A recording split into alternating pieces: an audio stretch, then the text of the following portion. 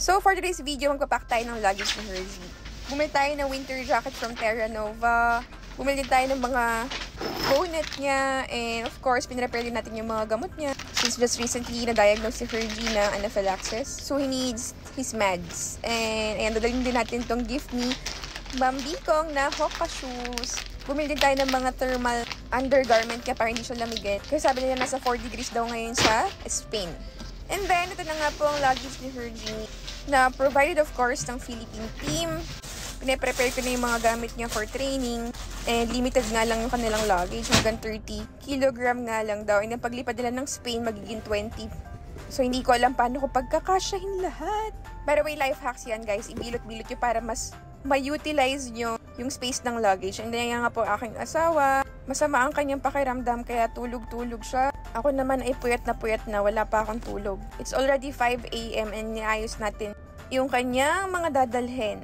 Hindi ko sure kung okay sa kanya itong mga binagdalagay ko. And ito na nga nilagay ko na yung kanyang gloves, yung kanyang Hoka shoes pang training. Thank you, Ma'am Bikong.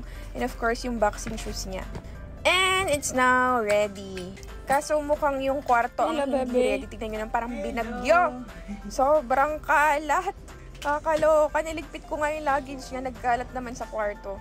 Diba, nililigpit na lang natin yan mamaya. For now, focus na muna tayo mag-prepare ng mga kailangan ni Gigi. And, ayan. So, sasamahan ko na siya. Ihahatid ko po siya doon sa PSC. Sobrang malamiss ko si Gigi. Halos 3 buwan na naman kami magkakalayo. Isa na ata ito sa mga pinakamatagal namin pagkakalayo. Pero, I'm really happy for her.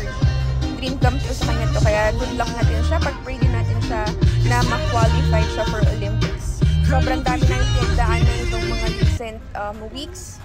But we believe na after the breakdowns, there are breakthroughs. So, good luck, baby. I'm gonna miss you.